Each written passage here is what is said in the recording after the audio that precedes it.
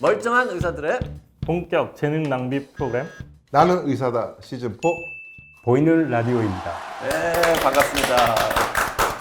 프로젝트라고 하라니까 프로그램이래요. 죄송합니다. 벌써 첫 컷부터 지금. 네. 오늘 세 분 모셨는데요. 네. 각자 자기소개 한번 할까요? 안녕하세요. 분당차병원 혈액종양내과 전홍재입니다. 저는 항암 치료 주로 하고 있고 간암, 담도암, 췌장암 환자분들 주로 보고 있습니다. 저는 소화기내과고요. 주로 진단 그리고 이제 시술해서 어디 뚫는 거. 그래서 이제 별명이 스텐트 못 닫고. 그저 내시경 이런 거 잘 꽂는 분인 네. 거죠. 네. 저는 간담체 외과 의사고요. 간이랑 췌장 수술을 전문으로 하고 있습니다. 그 세 분을 함께 모신 게 지금 이 다학제 진료를 통한 췌장암과 담도암 치료의 이해라는 책을 세 분이 같이 쓰셨단 말이죠. 췌장암은 병명이니까 알겠고 담도암도 담도에 생긴 암. 다학제 진료는 뭡니까? 기존에 우리가 병원에 가면 내가 담도암 걸렸다, 췌장암 걸렸다 이러면 검색해보고 명의 막 찾아서 가잖아요. 수술을 해야 될 사람인데 내과를 찾아갈 수도 있는 거고 수술 못할 사람인데 외과를 찾아갈 수도 있는 거고 이게 뺑뺑이 돌 수가 있잖아요. 그런데 그런 번거로운 일들을 다 한꺼번에 해결할 수 있게 췌장을 보는 선생님이 다 한 자리에 모여서 그 환자 한 명을 같이 진료보는 개념이라고 생각하시면 되겠습니다. 다른 병원도 다 하는 거예요? 아니면은 분당차병원만 유난히 열심히 하는 겁니까? 여러 병원들이 많이 하고 있고요. 이미 뭐 메이저 센터부터 시작해서 2014년 하반기부터 급여가 되면서 진행을 하기 시작했고 저희 병원은 2016년 1월 달부터 해서 진행을 하고 있습니다. 다른 병원들은 형식적으로만 하고 분당차병원만 정말 죽도록 열심히 한다는 소문 들었는데 좀 그런 감이 없지 않아 있습니다. 근데 이제 저희는 이걸 무기라고 생각하거든요. 일단 저희가 뭘 잘한다고 느껴야 저희를 찾아주시고 저희를 인정해 주시는 분들이 많아진다고 생각을 하기 때문에 하나의 큰 무기라고 생각합니다. 쉽게 말하면 옛날에는 뭐 암 환자가 가면 그냥 A라는 과의 의사한테 진료를 보다가 필요하면은 B한테 보내고 또 필요하면 C한테 보내고 이렇게 좀 왔다 갔다 했는데 환자들이 뺑뺑이 돌기도 많이 했죠. 네, 근데 지금 여기 계신 세 분 플러스 더 있죠? 지금? 네 저희 더 있습니다. 내과도 소화기내과가 있고 네. 약물치료하는 혈액종양내과가 있고 네.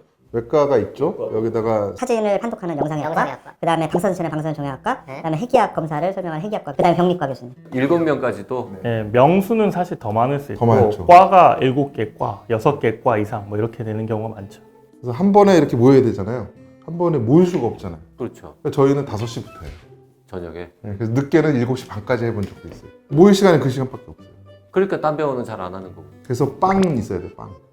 밥까지는 못 먹고 빵하고 음료수는 있어야 그 말할 힘이라도 나죠. 저희가 이제 5분 이상은 잘 안 받으려고요. 왜냐면 저희도 이제 가야 되고 그리고 이제 가야죠. 지속 가능한 시스템이 되면 너무 의료진이 지치면 안 그 되잖아요. 5시에 모이는 게 한 달에 몇 번이나 있어요? 일주일 2번 거의 5명씩이 다 찹니다. 매주 2번씩은 화요일, 5시에 목요일. 모여서 네. 그 여러 명의 교수님들이 환자를 계속 본다고요? 네, 7시, 7시 반 네. 이럴 때까지? 췌담도만 그렇지 저희 같은 경우에는 또 간암 다학제 따로 있으면 그날 또 해야 되고 아 그럼 선생님은 간암 다학제 진료팀에 또 들어가야 되고 그렇죠. 저도 간암에 또 이제 뭐 대장암 그 간 전이 이런 것도 있잖아요. 그럼 대장암에도 또 들어가야 되고 그러면 일주일에 3번이나 4번 저녁을 거기다 쏟을 수도 있겠네요? 경우에 따라서 거의 매일 하는 경우도 있죠. 예. 특히 이제 영상의학과 선생님이나 핵의학과 선생님 이런 분들은 여러 암에 지금 겹쳐서 다 다 들어가야 해야 돼. 되니까 엄청 바쁘시죠. 그런 분들이 정말 큰 수고를 해주시죠. 이게 약간 좀 저렴한 표현이긴 한데 그렇게 만약에 7명이 모여가지고 한 명의 환자를 진료를 했어요. 네.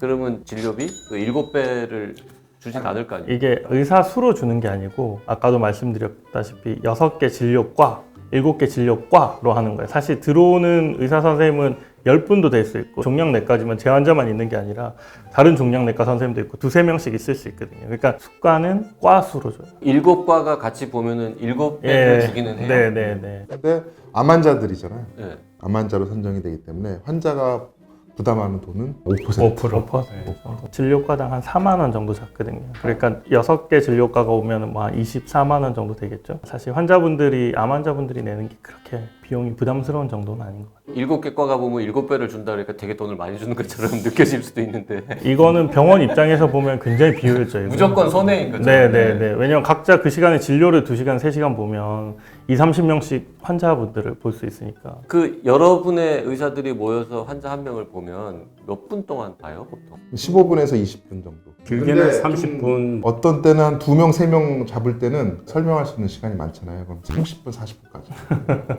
그 환자분이 앞에 있는 상태에서 그렇게 모여서 처음에 한 하는 거예요? 10분에서 15분 정도는 저희끼리 논의를 해요. 여러 과 선생님들이 모여서 환자분에 대해서 기록만 보면서 예, 이후에 이제 환자분 들어오시면 각각 돌아가면서 영상의학과부터 시작해서 설명을 드리죠. 의사들은 바쁘니까 다 5시 이후에 막 저녁 때 밥도 못 먹고 빵 먹어가면서 하니까 불편하고 병원 입장에서도 별로 매출에 도움 안 되지만 환자들한테는 빨리 효율적으로 그렇죠. 진료가 이루어지겠다. 사실 그 자리에서 외과적인 의견이라든지 뭐 내과적인 의견 한꺼번에 다 받을 수도 있고 어떤 환자분들은 수술이 어려운데 항암 치료하고 좋아지면 수술할 수 있겠다라고 의견을 주시면 저는 또 열심히 항암 치료하면 되는 거고. 그러니까 언뜻 생각하면 똑같은 환자를 두고 가령 이제 이분은 항암 항암제를 쓰자. 저분은 내시경으로 내가 잘라보겠다. 저분은 아니 내가 배를 열고 수술을 해야겠다. 이렇게 의견이 다를 수 있잖아요. 그럼 어떻게 해요? 싸워요? 아니죠. 중재를 해야죠. 그래서 의견을 다 취합해서 다시 한번 의견. 다시 한번 취합을 했는데도 의견이 안 모이면 어떡해요? 지금까지 그런 경우는 거의 없었고요. 예, 그리고 왜냐하면 저희가 뭐 그냥 말싸움하는 게 아니라 지금까지 나온 연구 결과들이라든지 이런 걸 가지고 서로를 설득하는 거기 때문에. 근데 이제 드라마에 보면 가끔 싸우잖아요. 뭐 이렇게 수술해야 된다. 아니다. 아, 왜? 수술하면 안 돼? 제왕절개로 하자, 응? 그게 네 맘대로 되냐?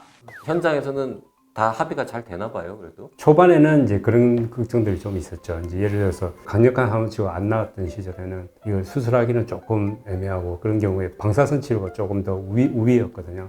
근데 항암 치료가 조금 효과 면에서 의심이 있는 그런 시절에는 방사선 학과하고 종양내과하고 약간의 알력 다툼이나 이런 것들이 좀 있었죠. 저희가 1년에 거의 4,500건 가까이 최담도암 환자분들 다 학제하니까 이제는 웬만큼은 저희가 어느 정도는 정리가 돼 있는 상태. 그 최담도 암 다학제 팀이 여기 계신 분들을 포함해서 쭈루룩 있고 네, 가령 뭐 유방암 폐암팀, 유방암팀이 따로 있어요. 대장암팀 다 따로 있습니다. 거긴 또 다른 의사들이 그렇죠. 들어오고. 예. 되게 좋은 병원이군요. 거기는.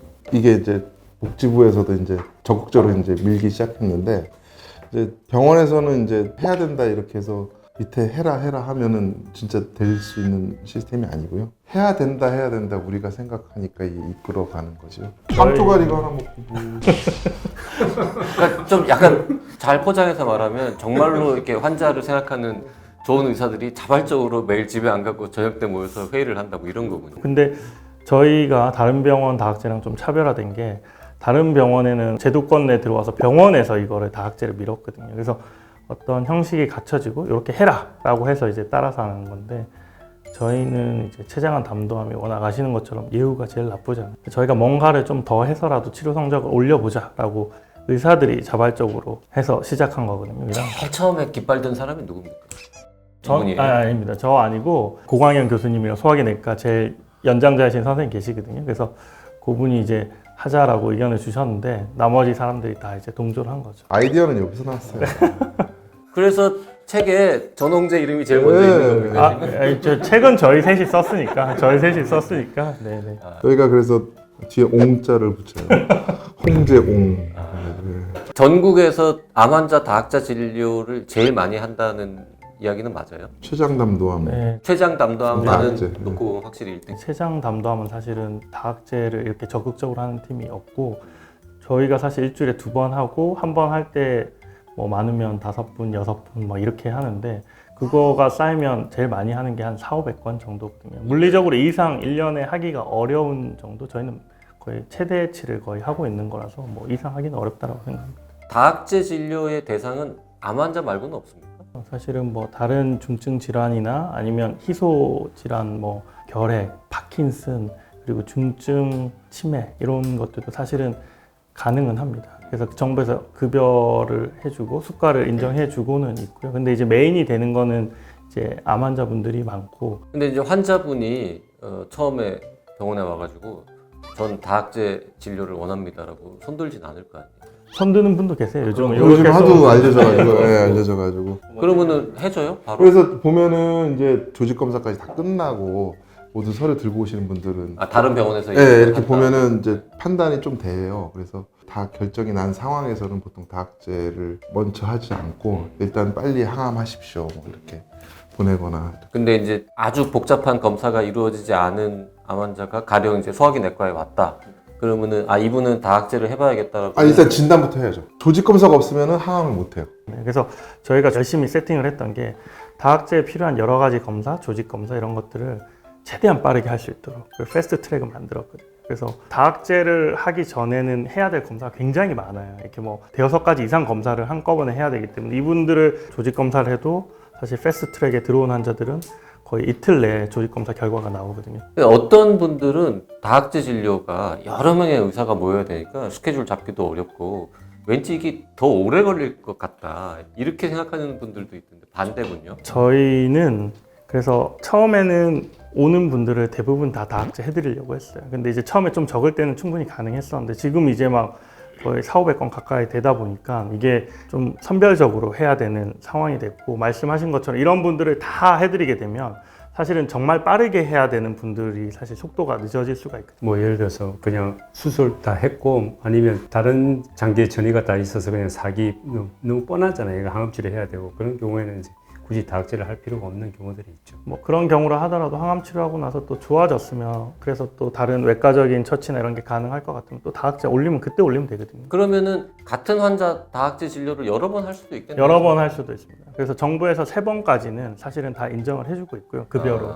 그리고 추가로 뭐 2번 정도까지는 소견서를 저희가 작성하면 또 할 수도 그러니까 이런 거죠. 그러니까 예를 들어서 어떤 환자가 왔는데 다학제 진료를 해가지고 항암 치료를 먼저 하기로 결정을 했어요. 항암하고 좋아지면 수술하자. 뭐 좋아진 다음에 다시 다학제를 해서 걸죠. 예전에는 좀 여유 있을 때는 그래서 막 3번씩도 했어요. 좋아지고 났을 때 수술하면서 2번째 하고, 수술하고 나서 그 병리 결과 나왔을 때 사실 저희가 다학제라는 자리가 큰 장점이 결과를 계속 공유할 수가 있거든요. 그 환자분들한테는 되게 좋을 것 같다는 느낌은 받는데 의료진 입장에서도 뭐 좋은 게 있습니까? 좋은 것도 있고 나쁜 것도 있고요. 근데 저희도 같이 우울증이 좀 많이 걸리는 것 같아요. 다학제 진료의 대상은 아무래도 중증도가 좀 더 높은 분들이 많으니까. 근데 이제 어느 경우는 이제 크리스마스 이브날인데 다학제를 하게 됐어요. 근데 그분이 너무 생각지도 못했는데 너무 좋아져서 수술할 수 있습니다 하는데 다 우는 거예요. 이렇게.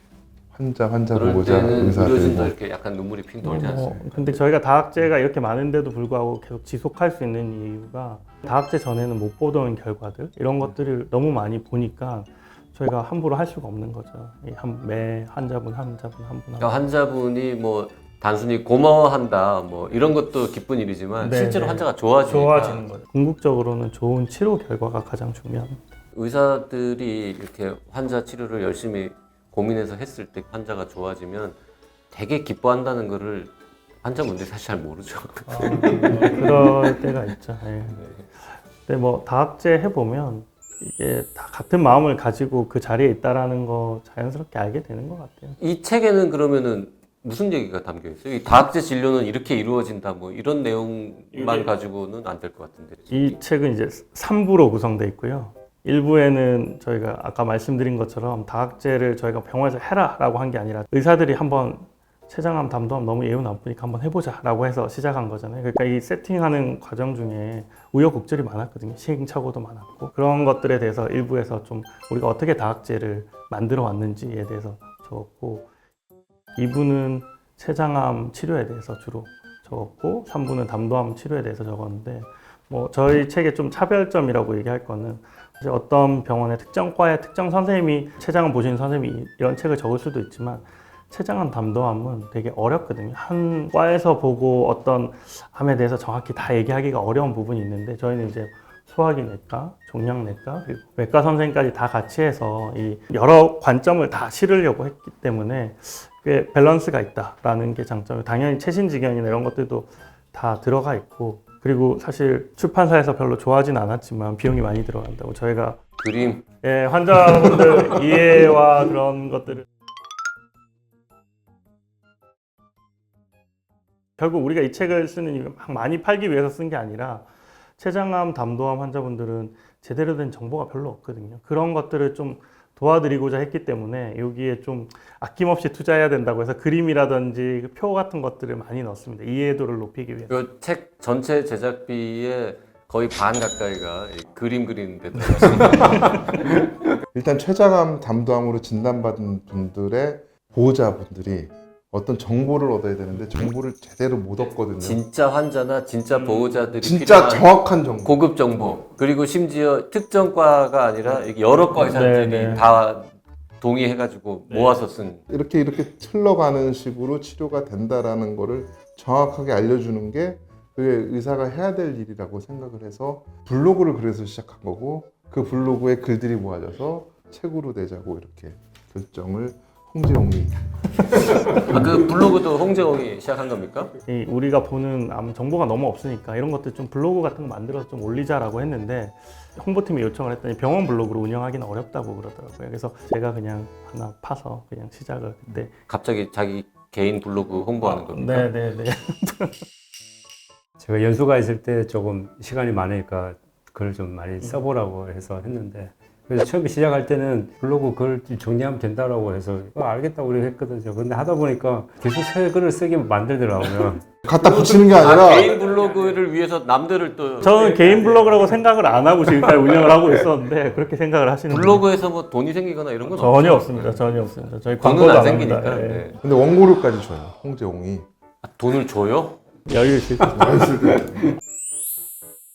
그래서 지금 이 책에 보면은 세 분 다 분당 차병원 소속이라고 돼 있는데 네. 분당 차병원 홈페이지 가면 이 두 분만 나오고 지금 네, 저분은 안 나오는데 병원은 그만두셨다고 뭐 또 새로운 계획을 또 갖고 계시다고. 아, 네. 아직 뭐 젊다면 젊고 나이가 찼다고 하면서 찰 만큼 찼고 애매한 상황이 있어서 새로운 도전을 위해서 조금 준비를 하고 있습니다. 출판일 때는 그때는 거의 소속이 그 됐죠. 소속으로 되셨다. 아무튼 뭐 대충 들어봐도 다학제 진료 하시는 분들은 개인의 영달을 위해서 뭐 한다기보다는 자기 정말 귀한 저녁 시간 써가면서 환자분들한테 조금 더 좋은 치료 성적을 내보려고 노력하는 분들인 것 같습니다. 미안하지만 앞으로도 더 계속 고생해 주시고 다른 또 다학제 진료팀의 많은 선생님들한테도 네. 응원한다는 말씀 전해주시면 고맙겠습니다. 네, 세 분 오늘 감사합니다. 감사합니다.